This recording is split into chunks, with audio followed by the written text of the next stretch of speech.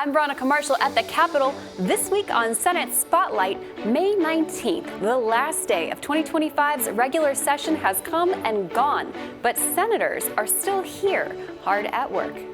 This is probably the hardest session I've ever been a part of, with so many unexpected twists and turns. And it's not over yet. We have the details on what's extending the senators' stay at the Capitol and delaying the budget from being signed into law.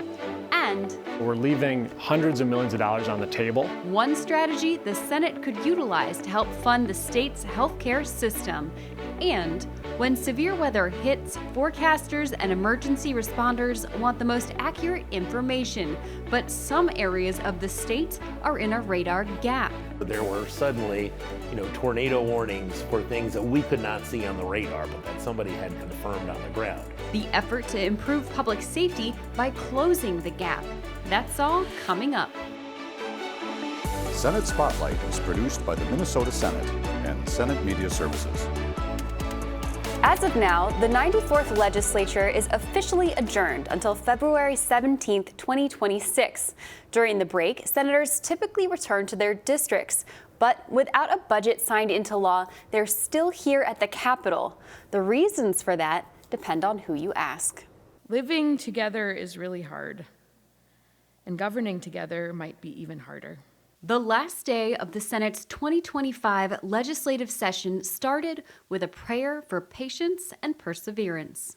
Do not let these senators sink in the deep waters of frustration, disappointment, anger, uncertainty. But frustration. I've been waiting for the House to call a meeting of our Human Services Committee, and they seem to be disinclined to do that. We're here to do the work of the people, and right now there is no work coming to us from the House. And resignation. It appears we're not going to get done on time. We're still present on the Senate floor.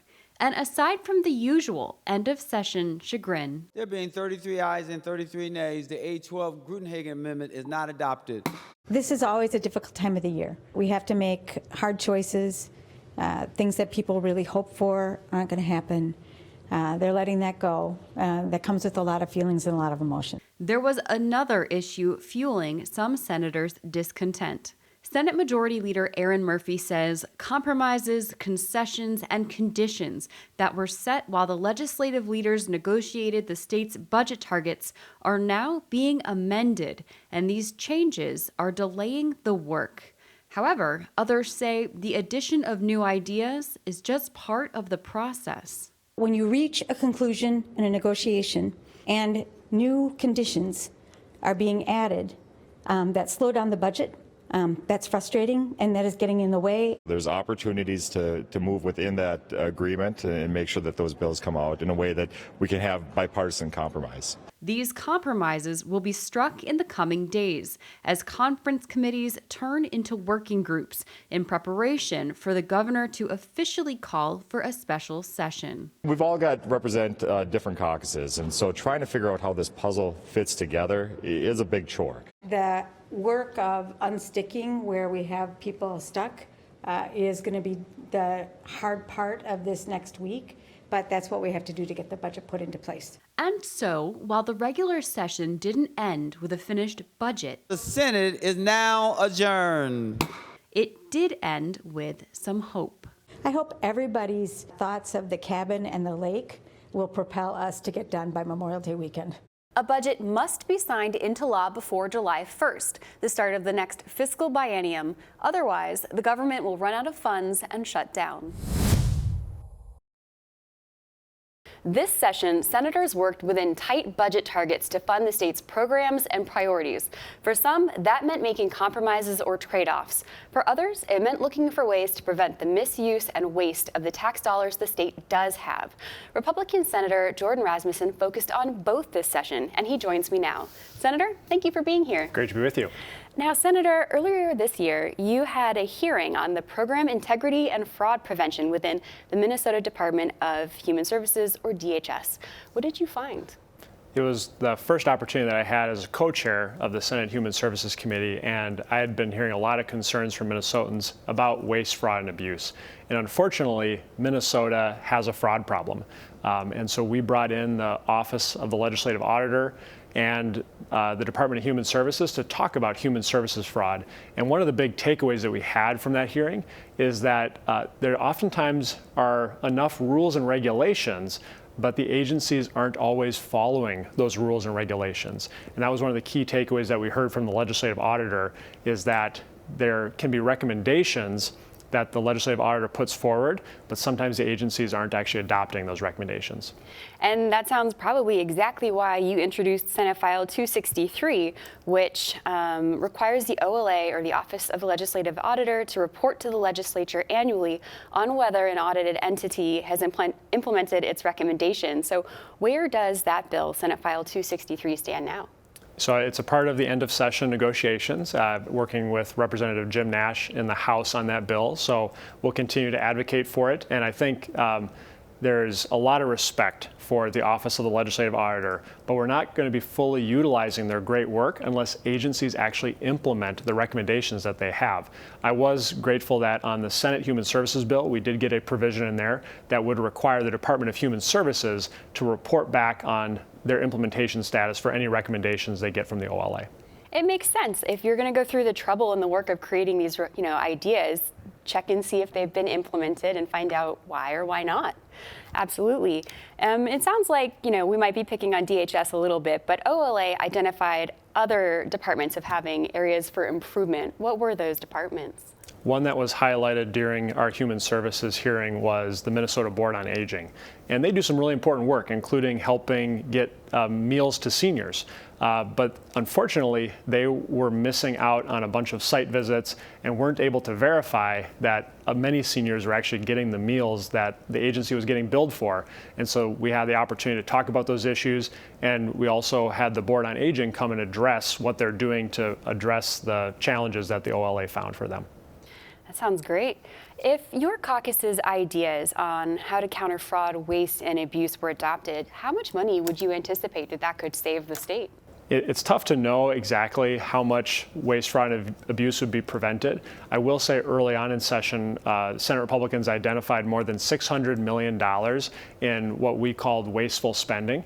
And we've seen actually some of these policies get adopted. For example, the nearly $200 million that was set aside to look at creating a passenger rail between the Twin Cities and Duluth. It looks like Democrats are realizing that project's not going to go forward, and we're able to realize those savings and put it towards other needs that Minnesotans have. That's great to hear that, you guys are working together and they're responding to some of the things you're bringing up.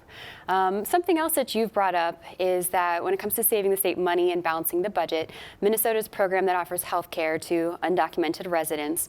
Now, some of the program's supporters, like the Minnesota Hospital Association, say that in the long run, the program gives us financial benefits because it keeps people out of the emergency room and it limits severe cases. So how do you respond to comments like that?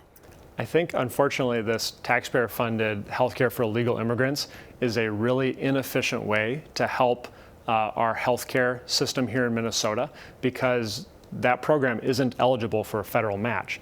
Versus if we were to take that funding and redirect it to help out Minnesota nursing homes, disability services, bring up Medicaid rates for rural hospitals, we get a dollar-for-dollar match. And so we're leaving hundreds of millions of dollars on the table that we could use to help our healthcare system and disability service system here in Minnesota. I think one of the other big concerns that I have is the explosion in enrollment that we've seen in this program.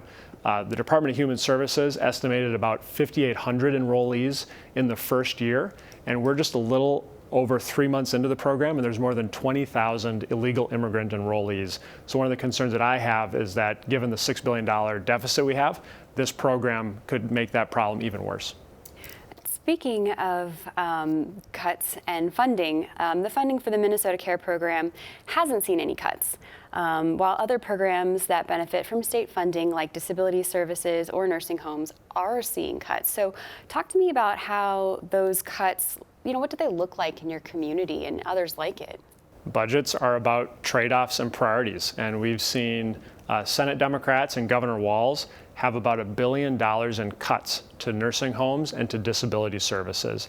And what I'm hearing from the area that I represent is that this could mean the closure of rural facilities. It could mean for families who have a loved one with disabilities that services aren't available in their area. And so that's a been a big priority for Senate Republicans, is looking at how we can soften the blow of the $6 billion deficit that was created by 2 years of a spending spree. Yeah, I know you've mentioned in other interviews that it could require people who've lived in your area for their whole life to travel an hour away or so to get the services that they need, like for the nursing homes. That's right, and it can mean that they no longer are close to family, they're no longer close to the church that they've been a member of for decades. And so especially in rural areas, we feel that when these nursing homes close or reduce services, because there isn't one just across the street, they might have to leave the community that they've lived in for their entire life. A place where you found support across the aisle and across bodies is the state's housing shortage. And I want to read a quote of yours from an opinion piece you wrote with DFL Senator Lindsey Port and your colleagues in the House. You said, "Our state's history is one of collaboration, resilience, and finding common ground. By applying those values to the home shortage, we can build a Minnesota where everyone has the opportunity to thrive." Great words. Do you feel like now that we're towards the end of the session that the Housing and Homeless Prevention's omnibus bill lived up to those ideals that you wrote about? Senator Port and I and our colleagues over in the House, we're still working on making sure that there's meaningful housing reform that gets passed this session. One initiative that did pass off the Senate floor, which I was happy to work on, is making sure that cities can't force families into a homeowners association. We're seeing more than 80% of new housing construction taking place within an HOA. And while that might be a good fit for some, it is driving up the cost of homeownership for many Minnesotans and putting homeownership out of reach for too many people. Yeah, that sounds wonderful. Is there any other piece of legislation or work that you've done this session that you're particularly proud of? Part of the work here at the legislature is introducing bills and passing bills, but sometimes it means actually trying to slow down and stop some ideas that you think could be harmful for Minnesotans. And one of the issues that I'm really concerned about is the legalization of online gambling. And we've seen different proposals on online sports betting that want to put a casino on Minnesotans' phones. And we've just seen from other states that have legalized online gambling the detrimental impacts that it can have on families. For example, in states that have legalized online gambling, we see an increase in personal bankruptcies of about 25 to 30% within a few years. And so there's a bipartisan group of legislators here in the Minnesota Senate who have been really monitoring this issue and making sure that if this gets proposed, and we're going to seriously consider it, that we have to look at the harms that online gambling can cause to Minnesotans. Yeah, it's such an interesting topic because it is pretty well split. There are people on both sides for and against. So it's just one of those topics where everyone has a stance. It's pretty neat. All right, Senator, thank you so much for your time. Thanks for having me. Absolutely.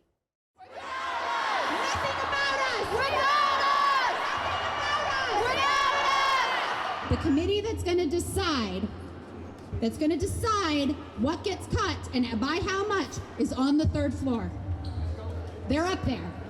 So my question to you is, can you make them hear you? Dozens of disability rights advocates and service and waiver recipients raised their voices at the Capitol this week in an effort to have their concerns heard. Rallygoers said the Human Services Budget Bill balances the state's budget at the expense of people with disabilities. As of now, the Human Services Finance Bill is still being reviewed in a working group, where senators and members of the House are working to reconcile the different versions of the bill. Tourism is a vital part of Minnesota's economy. According to Explore Minnesota's latest report, more than 80 million people visited the state in 2023, spending $14.1 billion and generating over 180,000 jobs. Our guest today says that to keep that part of the economy strong, we need to protect our environment and lakes from climate change. And he's introduced several bills this session to further that goal.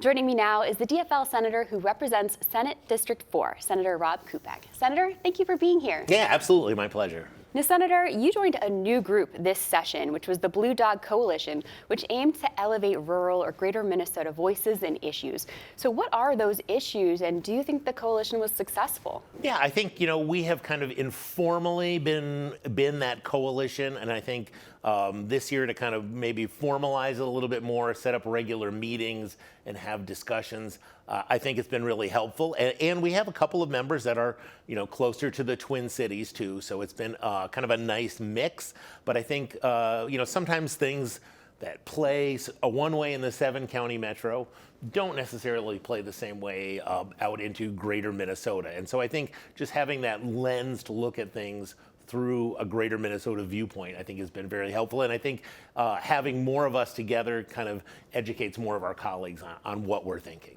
Something you've talked about often are climate concerns, and some of the legislation you've supported this session really seeks to further that. One being the push to further develop Minnesota's sustainable aviation fuel, or SAF industry. So what is SAF, and why should Minnesota get involved, or why are we a good spot for this? Sure, we in some ways are the almost perfect spot for this. So sustainable aviation fuel, think of it as the jet equivalent of biodiesel, right? It's sustainable aviation fuel that has at least cuts carbon emissions by 50%.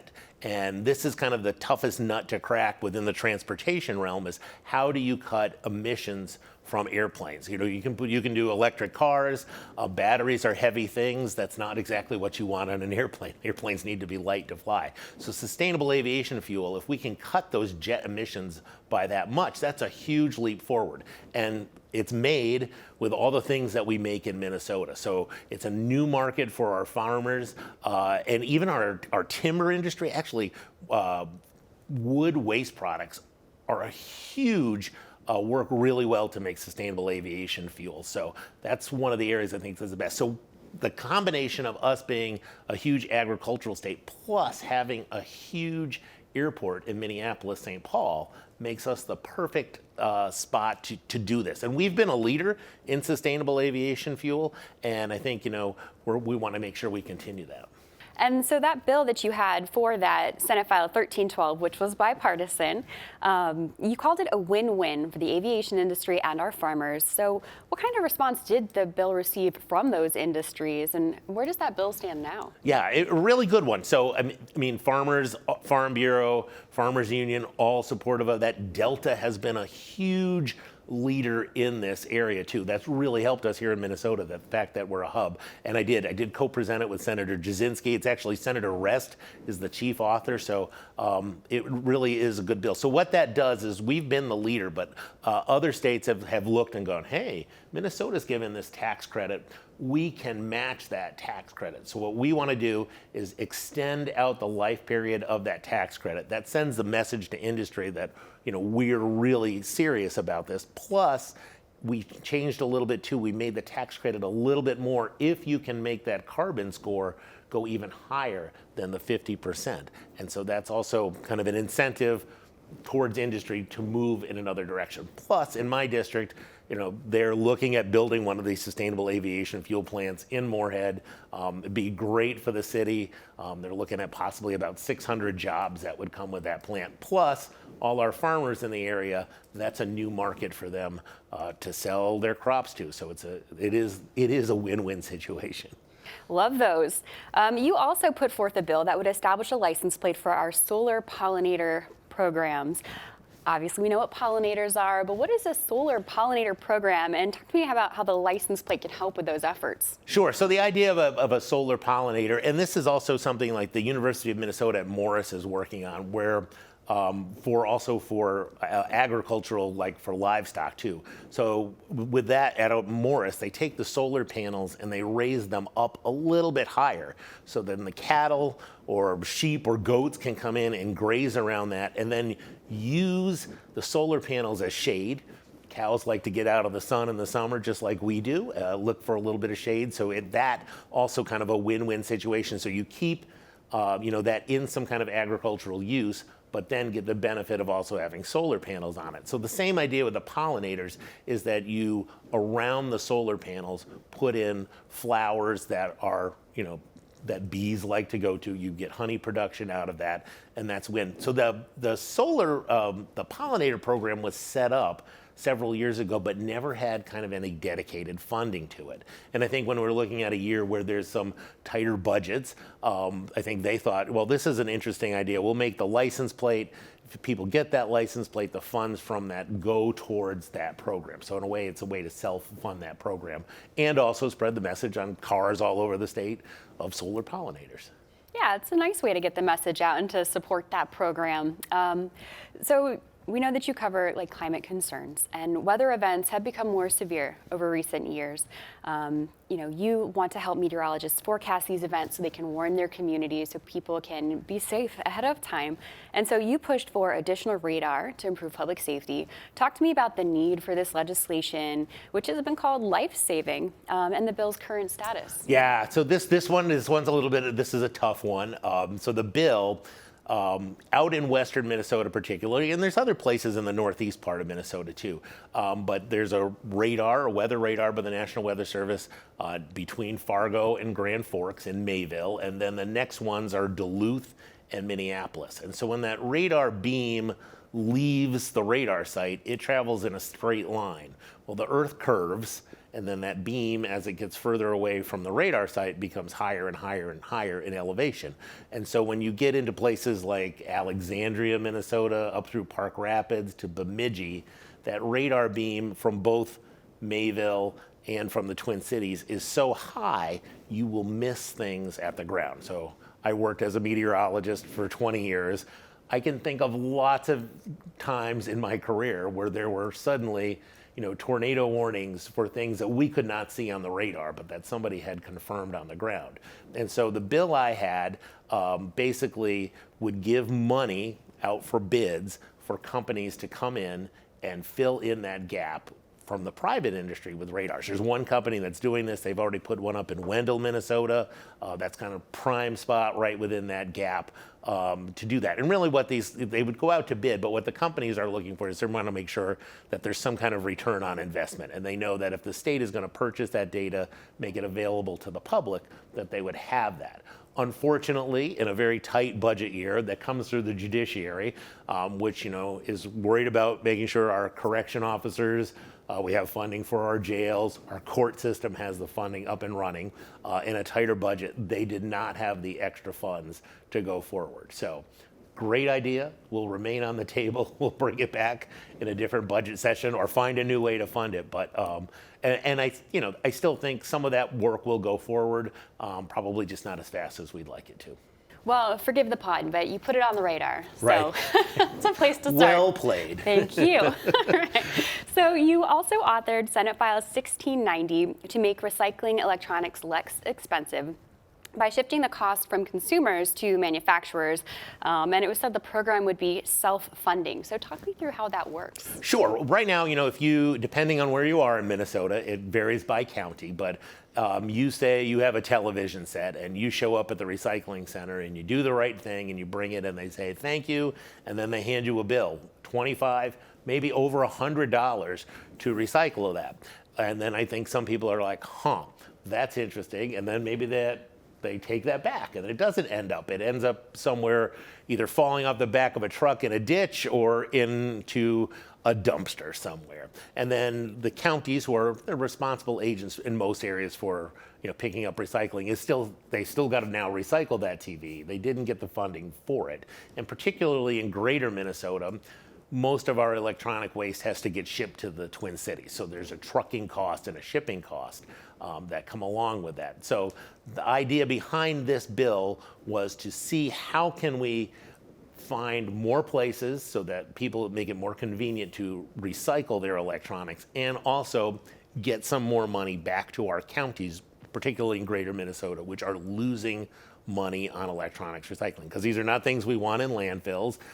They're not things we want in our garbage incinerators, and there's valuable metals in there that we could use to make new electronic devices. And particularly when you're looking at we want to decarbonize our economy, we need all those precious metals that we can get out of that. So the idea, last year after we talked with some retailers, because we had this plan last year, but it would have put money right at the point of sale on consumers. They said more other states have put this back on manufacturers, kind of as like, you're producing this, you're making this waste, you have some responsibility for it. And so the idea was to shift that money back onto those producers to come up with that. Right now it is in the Environment Policy Omnibus Bill, still not sure whether that has a path forward. We're very focused on a budget, so policy is like a great thing, but right now we want to make sure that by July 1st we have a new budget in place so that the state remains open and functioning. So we will see, but might be another one of those like next year great idea thing in a policy year. Yeah, fair enough. What would you say has been your greatest achievement this session? You know, I think I have two bills that I'm really proud of.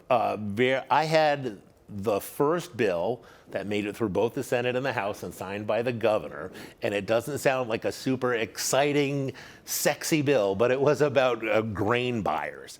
And this was actually a bill that I had last year that got kind of knocked out in a conference committee, but there was a constituent, and basically these small grain buyers who don't do a lot of money, they have to go and get full CPA audits, sometimes costing tens of thousands of dollars when they are not doing a lot of money. So the grain buyers bill, what it did was said, okay, smaller grain buyers, we still want some check, but you can use a tax attorney, somebody like that, to look over your books.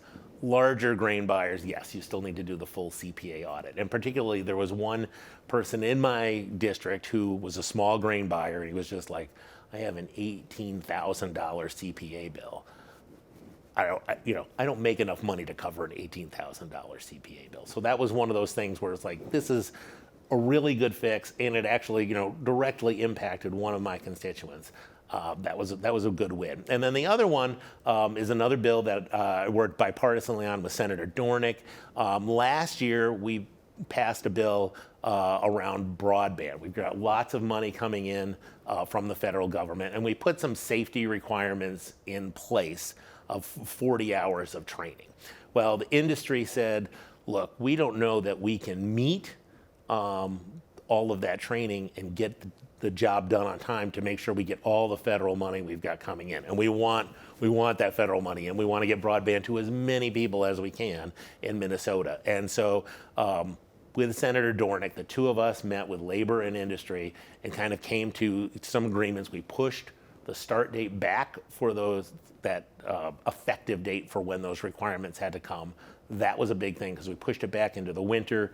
They're not being able to put things in the winter. They can focus on training then. That gives them this summer to roll ahead on that. And also did recognize that we do need that training, but did provide some, if you've had the training recently, some requirements. So it's not all 40 hours of maybe something that's repetitive, kind of fitting in some of those things that you've already learned, giving credit for those. And so kind of a win-win situation. I think it was really good to see labor and industry come to some kind of agreement. I think Senator Dornick and I just kind of were shepherds in that process. But and then we did pass that also along to the House as a standalone bill because there's a July 1st date. We want to make sure that we get that date moved back to January so that this summer, not only the construction can go on, but the people who have to enforce it know what the rules are going to be.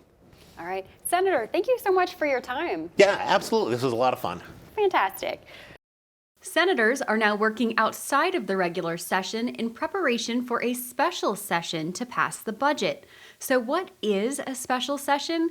It permits legislative action when the legislature is not meeting.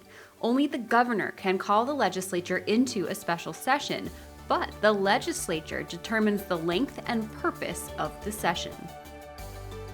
That's all the time we have today. Thank you for joining us, and see you next time.